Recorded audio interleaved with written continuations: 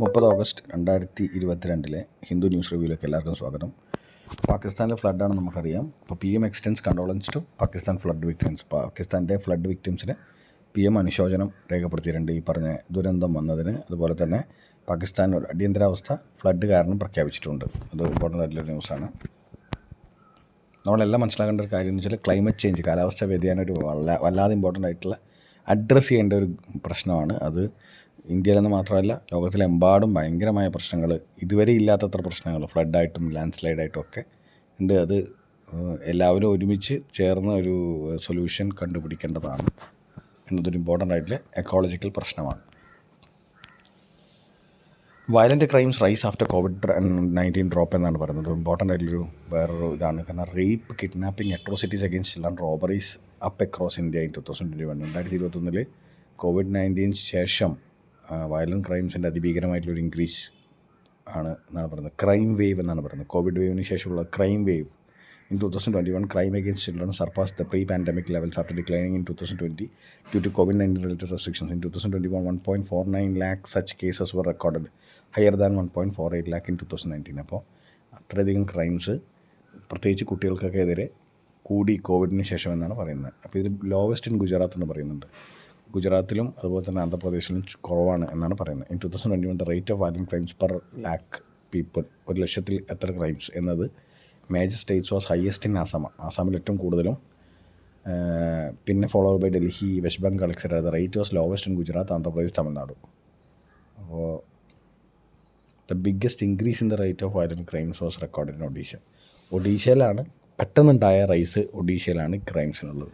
Important ആണ്. Law and order അതുപോലെ തന്നെ അഡ്മിനിസ്ട്രേഷനുമായി ബന്ധപ്പെട്ട് ഇങ്ങനൊരു ന്യൂസ് വന്നു കഴിഞ്ഞാൽ സീരിയസ്ലി നമ്മുടെ പുറത്തുള്ള പ്രൊഫൈലിനും നമ്മുടെ നാട്ടുകാർക്കും ഭയങ്കര മോശമായിട്ടുള്ള കാര്യമാണ്. ഇത് ഒരു ബാലൻസ് ആൻഡ് ചെക്കിൽ നിർത്തേണ്ട ഒരു കാര്യമാണ്. അലാമിംഗ് ആയിട്ടുള്ളൊരു സിറ്റുവേഷനാണ് ഇങ്ങനെയുള്ള കേസുകൾ റിപ്പോർട്ട് ചെയ്യുന്ന സമയത്ത്. Reliance Jio to roll out its 5G mobile services from October മുതൽ 5G സർവീസസ് റോൾ ഔട്ട് ചെയ്യുന്ന ആരാണ്? റിലയൻസ് ആണ്. Reliance will roll out its 5G mobile services from October എന്നാണ് പറയുന്നത്.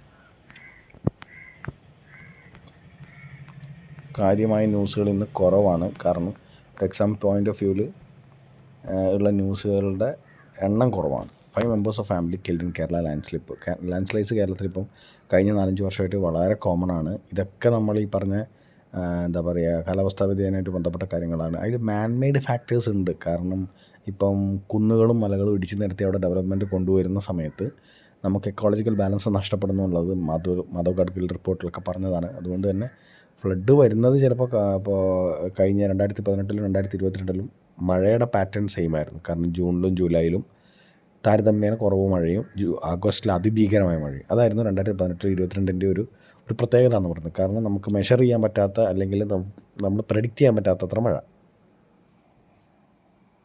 അപ്പം അത് കാരണമാണ് ഈ പറഞ്ഞ എന്താ പറയുക ലാൻഡ് സ്ലൈഡും ഫ്ലഡിൻ്റെ എല്ലാം ഒരു ട്രിഗറിങ് പോയിൻ്റ് എന്ന് പറയുന്നത്. പക്ഷേ ഈ പറഞ്ഞ ഡെവലപ്മെൻറ്റ് ഒരു എന്താ പറയുക ശ്രദ്ധയില്ലാത്ത ഡെവലപ്മെൻറ്റ് അല്ലെങ്കിൽ കരുതലില്ലാത്ത ഡെവലപ്മെൻറ്റ് ഇതിനെയൊക്കെ ദോഷം ചെയ്യുന്നതാണ്.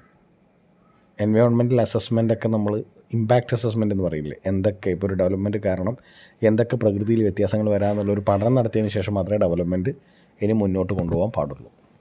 5 പേര് ലാൻഡ് സ്ലൈഡിൽ മരിച്ച കാര്യമാണ് പറയുന്നത്.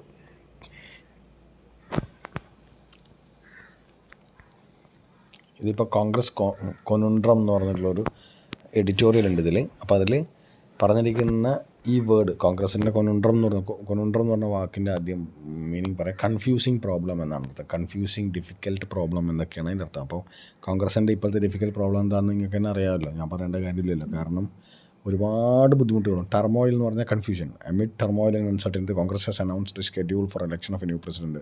പ്രസിഡന്റിൻ്റെ ഇലക്ഷനുമായി ബന്ധപ്പെട്ട് ആര് നയിക്കും, ആരാണ് ഇതിൻ്റെ ലീഡർ എന്നൊക്കെ ഇനി, കാരണം ഗുലാം നബി ആസാദിനെ പോലുള്ള ഒരു സീനിയർ ലീഡർ രാജിവെച്ച് പോകുമ്പോൾ ഇനി കോൺഗ്രസിൻ്റെ ഭാവി എന്തെന്നുള്ളത് തീരുമാനിക്കേണ്ട സമയമായി. അവർക്ക് ഇനിയൊരു തിരിച്ചുവരവ് നടത്തേണ്ട അവസാന ഘട്ട എന്താ പറയുക തിരിച്ചുവരവുള്ള ഓപ്ഷൻസാണ്. ഇനി ഇതില്ലെങ്കിൽ ഭയങ്കര ബുദ്ധിമുട്ടായിട്ട് വരും അവരുടെ കാര്യങ്ങൾ. അതുകൊണ്ട് അതാണ് കോൺഗ്രസ് കൊനുണ്ട്രം എന്ന് ഇവിടെ ഉദ്ദേശിക്കുന്നത്. It's a confusing state of affairs for Congress.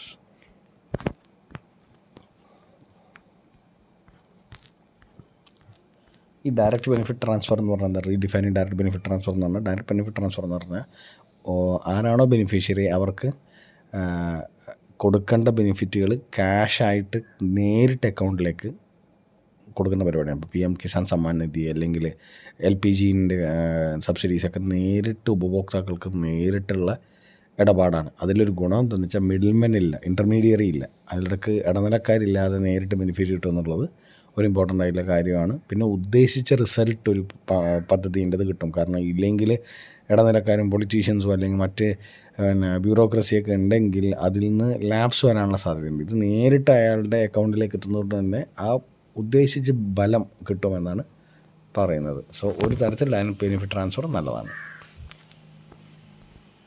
അതെപ്പോഴാണെന്ന് വെച്ചാൽ പൊതുവേ ഫിനാൻഷ്യൽ ഇൻക്ലൂഷൻ ഉള്ള സമയത്ത് എല്ലാവരും ബാങ്ക് അക്കൗണ്ടുമായിട്ട് ആധാർ ലിങ്ക് ചെയ്ത് എല്ലാവർക്കും ബാങ്കിങ്ങിനെ കുറിച്ചൊരു അവബോധവും അതുപോലെ തന്നെ അതിനോടുള്ളൊരു വിരക്തിയൊക്കെ മാറി ബാങ്കിങ് മെയിൻ സ്ട്രീമിലേക്ക് വരികയാണെങ്കിൽ ഡയറക്റ്റ് ബെനിഫിറ്റ് ട്രാൻസ്ഫർ എല്ലാവർക്കും ഗുണം ചെയ്യും. Rafale deal SI rejects plea seeking fresh probe എന്നാണ് വേറൊരു ന്യൂസ്.